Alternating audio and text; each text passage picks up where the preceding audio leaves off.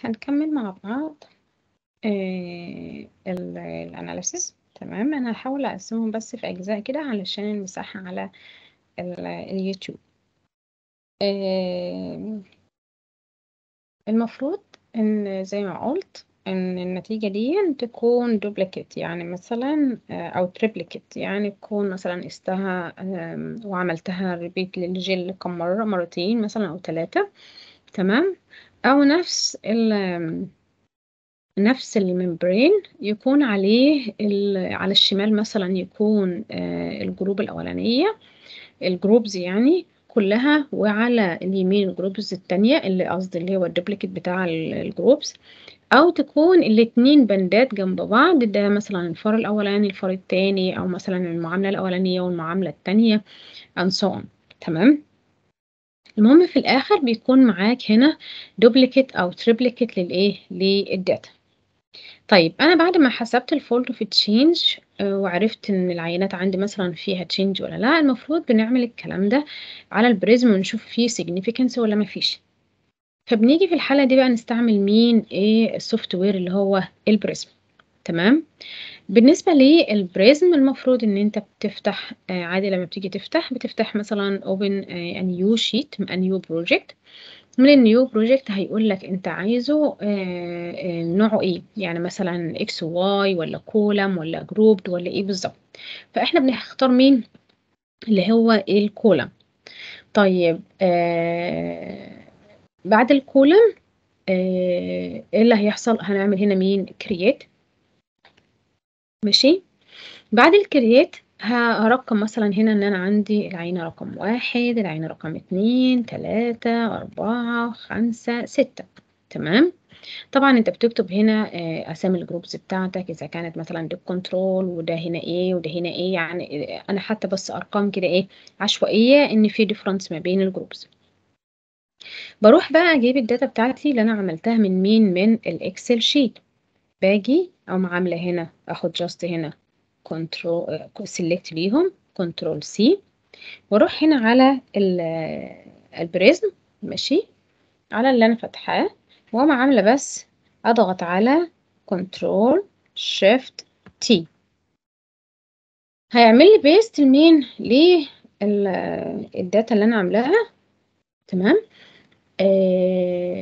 ويحولها لي من الرأسية لأفقية. هروح اجيب له الدوبليكيت بتاعتي، ماشي، اللي هو او الريبليكيت بقى اللي انا عاملاه.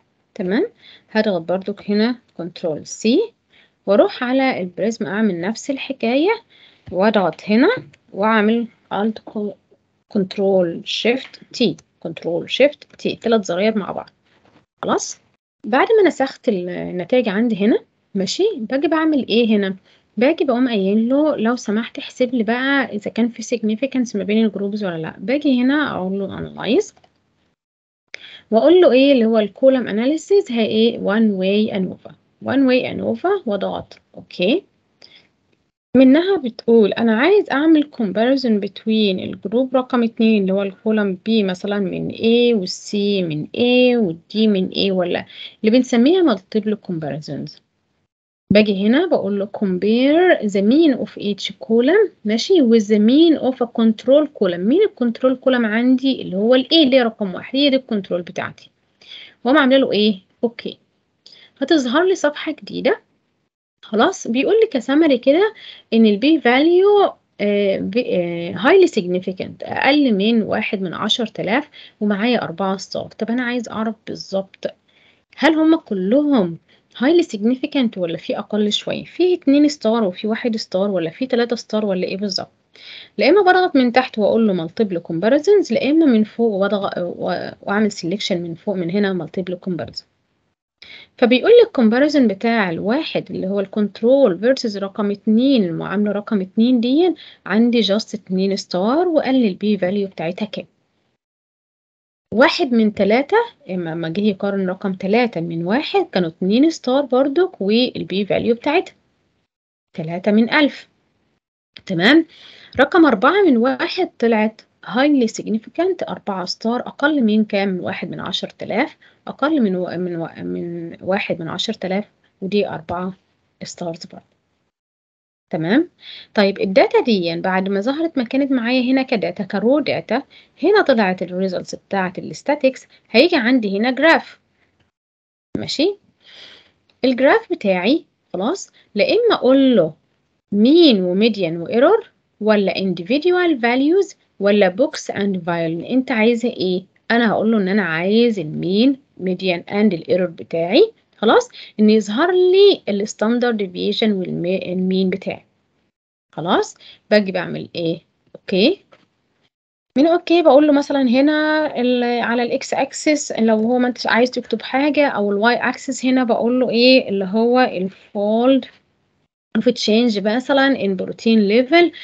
مثلا لو هو التارجت بتاعك بتقول مثلا اسم التارجت بتاعك هنا. تمام. وهنا الواي اكسس هنا بتمسح الداتا اللي موجوده. ماشي. واجي هنا مثلا اكبر شويه واتاكد ان انا كل الفولد اللي عندي هنا وكل الارقام اللي هنا تكون الحجم بتاعها النوع الفونت يكون اريال. خلاص. السايز بتاعها يكون 12، تكون بولد عشان تبقى واضحة، عشان لما تاخدها بقى عشان تظهر الصورة. تمام. لأن كل ده هيظهر في صورة واحدة. تمام. للبابليكيشن بتكون الريزوليوشن بتاعتها 300 دي بي اي. تمام. يبقى انا كده معايا صوره الايه الستاتيكس. طب لو انا مثلا عايز اضيف بقى هنا اللي هو السيجنيفيكانس، واقول مثلا ان انا 1 مقارنه ب6 كانت هايلي سيجنيفيكانت، 1 ب2 كانت كذا، انت ممكن تحط هنا عدد الستارز اللي موجوده. ماشي. الستارز اللي احنا ما شفناها هنا كانت مين؟ الاوردينري وان واي. انا ممكن اجي هنا هو كنترول سي، خلاص، واجي هنا على الجراف واقوم حاطه كنترول في. دي كانت بتاعت مين؟ دي كانت بتاعت اللي هي رقم 2. خلاص. اجي على هنا برضك بحيث كنترول سي لكل واحدة منهم واحطها عند مكانها على الجراف. ما تروحش انت تكتبها، لان لو انت اللي رحت حطيت وكتبت بس انت كده من الكيبورد عندك شكل الستار، لو انا غيرت في الداتا وحصل تغيير هنا في الرو داتا دي مش هتتغير اوتوماتيك. لكن لو انت واخدها من الريزلتس بتاعتك، تمام، مهما غيرت بقى هنا في الرو داتا هنا هتتغير اوتوماتيك هنا، وتتغير في الفيجر برضك اوتوماتيك. كنترول في. ماشي. نفس الحكايه بقى.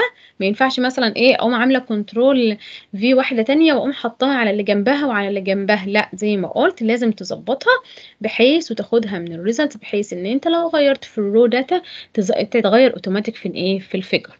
تمام. باجي هنا تاني واكمل على الباقيين، ادي كنترول سي واحط على الجراف كنترول في اهو. ماشي. نفس الحكاية على كل العينات بتاعتي، كنترول سي واجي هنا واحط ايه؟ كنترول في. تمام. طيب انا دلوقتي مثلا مش عايز الفيجرز تكون بالبلاك، او عايز انت بقى انت تغيير بقى فورماتنج زي ما انت عايز. انت ممكن تيجي هنا من فوق تغير تشينج الكولر، يعني عايز مثلا تخليها بالالوان، يظهر لك الوان اللي انت عايزه بقى ايه ده ايديتنج. وممكن تتصفح بقى مثلا البريزم ازاي بتعمل الايه تشينج وايديتنج والكلام ده كله. تمام.